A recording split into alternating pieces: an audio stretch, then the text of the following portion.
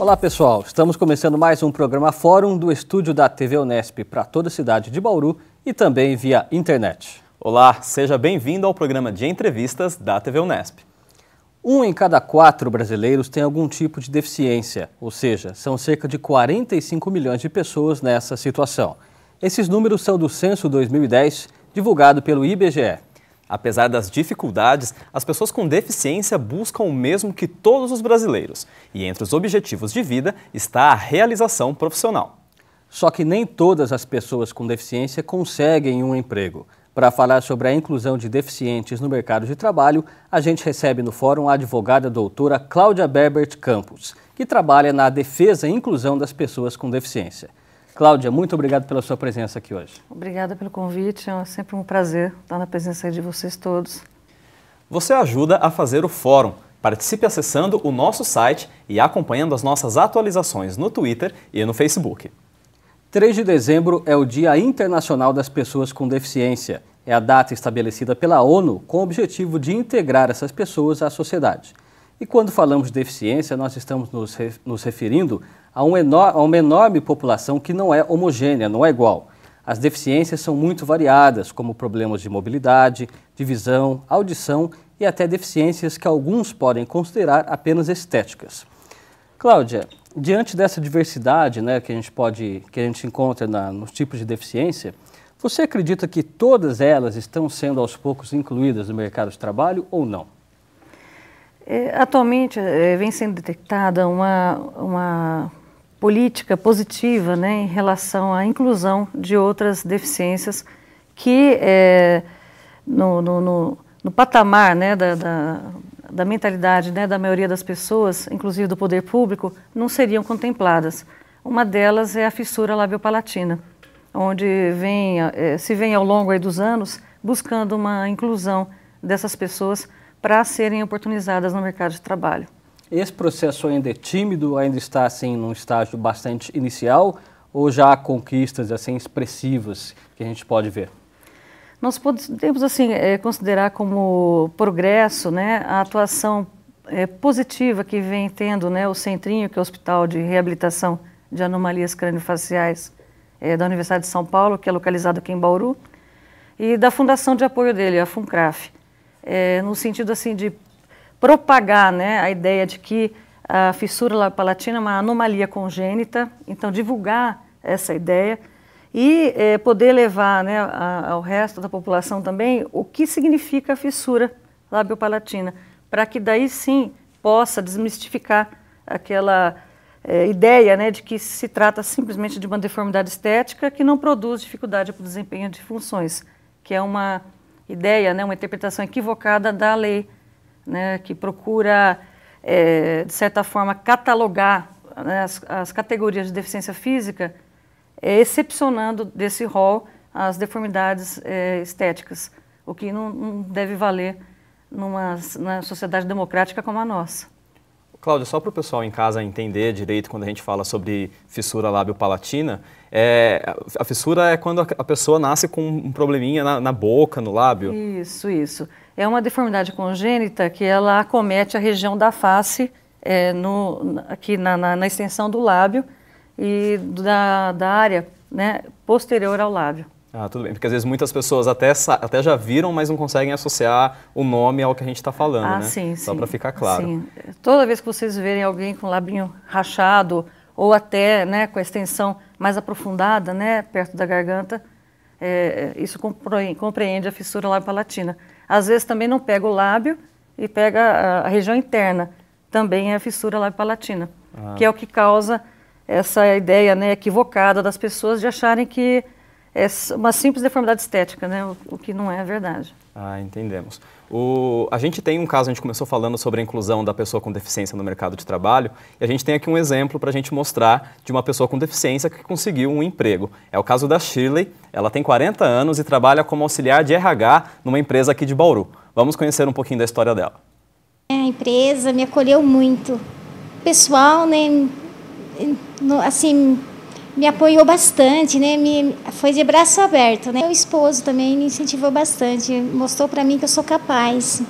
Essa deficiência não me impede de voltar ao mercado de trabalho. Não é assim a gente ficar lá escondidinho, mas o pessoal está de braços abertos para esperar a gente para o mercado de trabalho, né? Qual que é a sua expectativa daqui para frente, então? Melhorar em tudo, no trabalho, aprender mais, sair da onde eu tô, subir. Então, Cláudia, a gente tem o exemplo aí da Shirley, e eu queria te perguntar, quando a pessoa com deficiência ela consegue uma vaga no mercado de trabalho, o que mais que muda na vida dela? Não é só um ganho de renda, né? Que benefícios um emprego pode trazer para a pessoa com deficiência? Eu devo dizer que assim, o trabalho ele dignifica, né, a pessoa humana, né? Toda pessoa ela quer produzir, né, algo para, em prol do que ela capta, né, com essa produção, ela poder também se autossustentar, desenvolver atividades recreativas, fazer uma série de atividades que, na verdade, se ela tem a dependência de alguém, ela já não desenvolve. Então, eu costumo dizer que assim, é realmente assim, reafirmar a autoestima, né, da pessoa mesmo, assim como cidadã, ela ser oportunizada, né, com o trabalho, mostrando as assim, capacidades que ela tem, não importa em qual função, mas toda pessoa tem uma capacidade. Então é muito louvável propiciar, né, que o Estado propicie, e o cidadão também, a sociedade privada e tudo mais, possa propiciar essa oportunidade a essas pessoas, porque todo mundo tem uma capacidade, basta encontrar e basta ser oportunizado para mostrar, né? Então, sim, o trabalho dignifica o homem desde a sua criação lá atrás, né? Não é questão de capitalismo, mas nós vivemos numa sociedade capitalista que exige a produção, né, para a sua autossustentação. Então, na verdade, eu acho que é o exercício de uma cidadania plena. No Brasil, existe uma lei de cotas que obriga a contratação de pessoas com deficiência por empresas com mais de 100 empregados. Até por conta dessa obrigação legal, aqui em Bauru, segundo dados do Ministério do Trabalho, existiam 6.000 vagas disponíveis em 2010, mas apenas 2.000 foram preenchidas. Cláudia, o que explicaria o fato de essas vagas não serem totalmente preenchidas na sua avaliação? Eu acredito assim que é a falta talvez de capacitação para determinadas funções, porque dependendo do local, né, onde é oferecido esse emprego, essa oportunidade de emprego, a capacitação técnica para o desempenho, né, dessa determinada atividade pode vir assim a ser desejável, né, por aqueles que são os candidatos, né? Então, assim, é uma questão de base também, você procurar capacitar essas pessoas. De que forma? Eu acho que poderia ser disponibilizada a área para inserção, né, para acesso, né, dessa pessoa no mercado de trabalho, mas uma área assim básica, para que dentro do próprio ambiente de trabalho, utilizando-se da cota, ele pudesse vir a aperfeiçoar e a se capacitar, né, para galgar esse cargo, né, de tanta necessidade, né, dessa determinada empresa. Outro fator também, eu acho que é a questão também de muitas pessoas com deficiência, elas se sentirem constrangidas, talvez, de procurarem, né, o acesso ao mercado de trabalho através da reserva de cotas. E o outro ponto, que por último, eu acho que é o mais importante, é a equivocada ideia de alguns auditores, né, do Ministério do Trabalho de tentarem assim, utilizar aquele elenco, né, aquela categoria de deficiências, né, que estão previstas em lei como taxativas e só aquelas e pronto, e nenhuma mais se enquadraria naquele rol, o que não é verdade, que é o caso aí da fissura lábio-palatina, que eles interpretam que se trata de uma deformidade estética e ponto. Então, se procura, né, não disponibilizar, né, assim, a vaga também para pessoas com essa deformidade. É bom saber também que para assinar a carteira de trabalho de uma pessoa com deficiência não há diferenças. Assim como é feito com todos os outros trabalhadores, só é necessário seguir a CLT, que é a Consolidação das Leis do Trabalho. O salário deve ser o mesmo pago para qualquer trabalhador naquela função. Nós vamos agora para o nosso primeiro intervalo e voltamos daqui a pouco para continuar o nosso papo sobre inclusão no mercado de trabalho. Até já!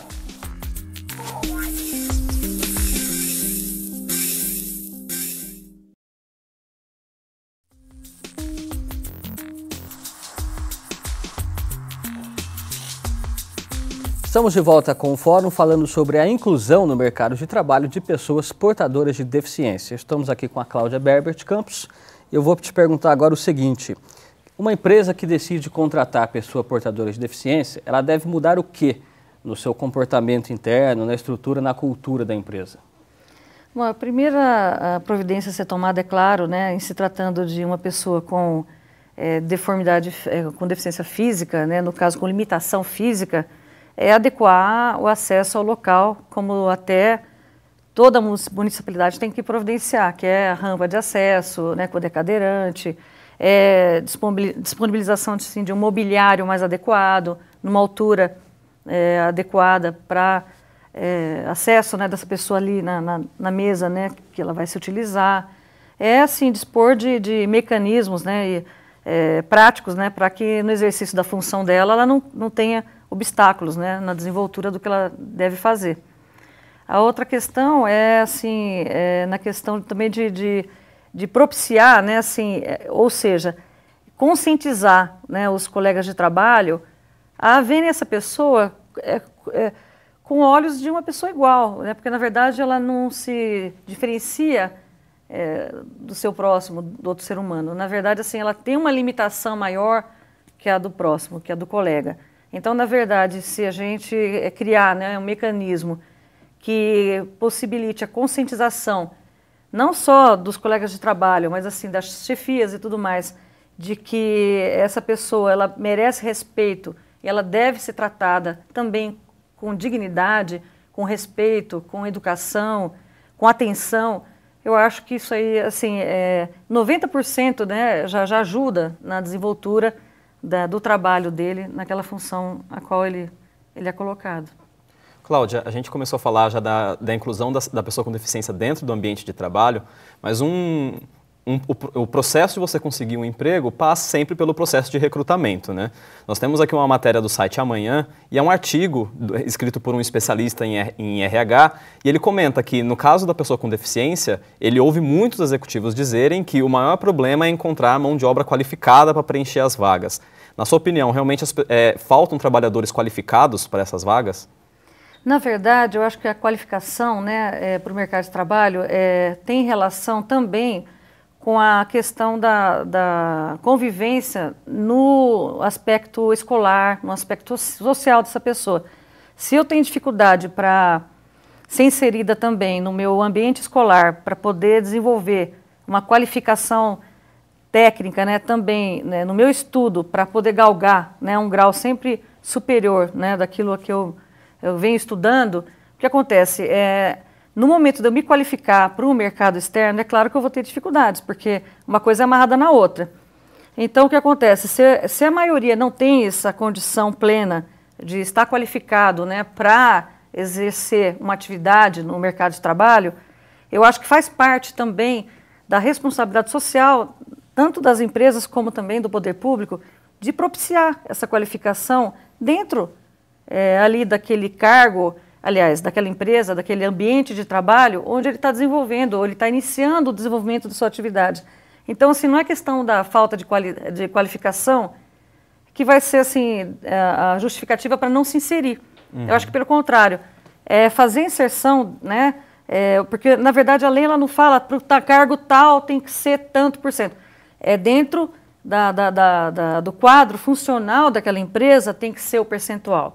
Então, não é exigido a qualificação, a inserção para determinado cargo. O percentual não é em cima do cargo, o percentual é em cima do quadro total da empresa. Sim. Então, essa conversa de que não tem qualificação e também não coloca porque não tem, me desculpem, né? Me desculpa quem faz isso, mas na verdade eu acho que poderia ser tomado aí um maior empenho, né? Para que de repente então propicie, né, a inclusão num cargo, né, a disponibilização da vaga, né, num cargo de maior exigência técnica e qualificação, para daí então poder desenvolver nessa pessoa, né, uma qualificação específica dentro do ambiente de trabalho. Porque quando a gente, é até interessante, né, Thais, porque quando se fala em falta de qualificação, normalmente a gente acaba pensando associando que a pessoa não vai buscar a qualificação, né, mas no caso da pessoa com deficiência, é consequência das dificuldades de acesso que ela tem desde quando ela era criança. Né, da trajetória da pessoa. Gente, isso vem de anos, vem de anos. Então, assim, se a gente começar agora a a tomar por meta, né, mais essa ação, né, que eu falo, ação positiva, né, ação afirmativa, né, de cada um de nós e da sociedade em geral, com certeza a nossa geração vai poder ver menos, né, pessoas não inseridas do que a gente vê hoje. Por falar em qualificação, aqui em Bauru existe uma entidade que faz exatamente isso. Ela capacita para o mercado de trabalho. A Fernanda Dota é coordenadora da Sorri, um centro de reabilitação voltado para pessoas com deficiência. Ela explica um pouco como é o trabalho dessa instituição. Além de inserir o nosso usuário no mercado de trabalho e mantê-lo, a gente tem esse acompanhamento com a empresa. Então, onde são passadas orientações, se necessitar de uma adaptação, nós temos fisioterapeutas, terapeutas ocupacionais. Essas pessoas chegam muitas vezes achando que elas não podem fazer mais nada, que a vida acabou. E aí ela começa a perceber que ela pode fazer muita coisa, que ela pode trabalhar e que ela pode ser independente. O nosso trabalho aqui na Sorri é baseado nessa questão de trabalhar através do potencial da pessoa, das habilidades dela, daquilo que ela pode fazer, né, daquilo que ela tem capacidade para fazer. Pois então, Cláudia, a exemplo da Sorri, nós temos também o Centrinho e, pelo Brasil, diversas outras instituições que são referência nesse trabalho, né? Ele tem uma importância para a pessoa deficiente muito grande, pessoa com deficiência, né? Temos sim. Em especial, expressamente, eu menciono também a FUNCRAF, que é uma fundação preocupada com isso também, é a Fundação de Apoio ao Centrinho, em Bauru. Ela disponibiliza, ela tem unidades fora de Bauru também, né, para articular, né, mecanismos também de inserção no mercado de trabalho dessas pessoas, né, principalmente no rol, né, das pessoas que ela atende, que é a fissura labiopalatina, a deficiência auditiva. Então, assim, eu acho que cada instituição fazendo a sua parte dentro da área de atuação que ela tem, mobiliza, né? É um somatório, né? Essa capacitação, ela diferencia bastante, por exemplo, duas pessoas, uma que teve e outra que não recebeu? Sim, porque na verdade a que teve a capacitação, o mecanismo de inserção dela é muito mais ágil e muito mais eficaz. No nosso site você pode assistir a entrevista completa da Fernanda, da Sorri aqui de Bauru, e saber mais sobre o trabalho da instituição. É só acessar www.tv.unesp.br. Se você é empresário e tem dúvidas sobre a contratação de pessoa com deficiência, uma dica: o site do Ministério do Trabalho tem uma relação de perguntas e respostas que pode ajudar você e a sua empresa, não é? O link você também encontra no site do nosso programa. Vamos agora para o nosso segundo intervalo e voltamos daqui a pouquinho. Até já!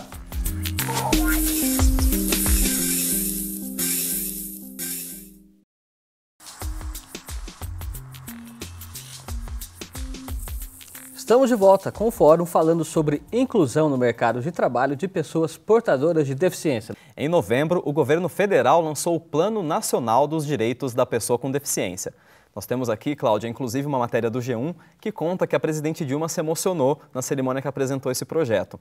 Entre os objetivos do projeto, que também é conhecido como Viver Sem Limites, está ampliar o acesso da pessoa com deficiência à escola, implantar vários centros de reabilitação pelo país, construir casas adaptadas e também empregar pelo menos 50 mil pessoas em todo o Brasil.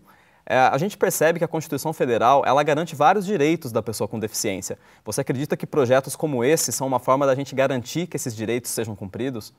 Sim, a presidente Dilma detectou a necessidade de articular ações afirmativas, né, através de mecanismos, né, desse plano de ação, né, do governo, para justamente propiciar uma maior inclusão dessas pessoas na sociedade e no mercado de trabalho. E hoje vem sendo detectado no mundo inteiro essa política, né, de se procurar realmente assim estabelecer um equilíbrio maior entre essas pessoas e aquelas que não têm dificuldade nenhuma. Realmente assim é preciso investimento e é preciso ação mesmo, né, do governo em implantar esse tipo de política, né, ao longo do Brasil inteiro, como no mundo vem sendo feito. É muito importante, porque sem essa articulação fica difícil a gente implementar. Essas políticas, como você disse, elas são ações afirmativas, não é? Que aos poucos elas parecem que tentam desconstruir uma coisa histórica de muitos séculos que envolve pessoas portadoras de deficiência, não é isso? Isso. Ainda existe um preconceito, pelo que você vê, você trabalha nessa área, muito forte, Cláudia, ou não? Isso já vem bem superado? Como que é isso? Eu acredito que ainda existe por conta da formação nossa, né, de há muito tempo atrás, né, desde a época da antiguidade a gente já percebe atitudes, né, discriminatórias em relação àquelas pessoas que possuem algum tipo de dificuldade ou diferença. Hoje, atualmente, o que também vem acontecendo é que vem sendo detectado um culto ao belo. Então, existe aquela questão de você estipular, né, o que é belo, a beleza, você enaltecer a beleza, né? Quem é que não gosta, né, de um homem bonito, uma mulher bonita, né? Mas isso não é tudo. Então, na verdade, a gente vive numa sociedade que valoriza a aparência, valoriza, assim, aquele corpo sarado, sem qualquer, assim, pelo contrário, naquele corpo esbelto e tudo mais, sem se pensar naquela outra questão, que são as pessoas que não têm, assim, de repente, oportunidade de ter um corpo realmente assim saudável, ou então de repente ter uma fala mais clara, de ter uma aparência mais agradável, se bem que eu acho que a aparência vem do que você exterioriza da tua alma, né? Não é do que tem no físico. Mas enfim, a gente vem desde lá de trás com essa cultura. E isso é claro que propicia esse comportamento, né, discriminatório, esse preconceito. Bastou sair de um paradigma que as pessoas consideram como normal para se detectar, né, ações realmente assim, preconceituosas e discriminatórias. Então isso vem enraizado lá de trás, né, desde o início mesmo da nossa vida em sociedade, que infelizmente só vem aumentando. Então aumentam-se as diferenças também, mas a gente precisa começar a aprender a lidar com essas diferenças e aprender a respeitar o próximo. Não considerando simplesmente merecedor da nossa atenção, do nosso respeito, né, do nosso olhar, aquilo que é agradável, né, agradável de se ver ou agradável de se escutar. E que tudo que a gente conversou aqui fique, então, como um ponto de partida, de reflexão, para as ações individuais que cada um de nós podemos tomar no nosso cotidiano para nos aproximar dessas pessoas e aproximá-las também no mercado de trabalho. Então, exatamente, eu queria, com essas palavras, te agradecer pela sua presença aqui, por trazer essas informações e abrir esse debate com a gente. Mas de que, muito obrigada, eu agradeço imensamente essa oportunidade e agradeço assim, todo tipo de atitude, todo tipo de conduta que vise minimizar essa discriminação. O fórum está terminando, mas o programa continua na internet. Você pode participar das próximas edições pelo site e também pelas redes sociais. Afinal, as suas dúvidas ajudam a construir os próximos programas.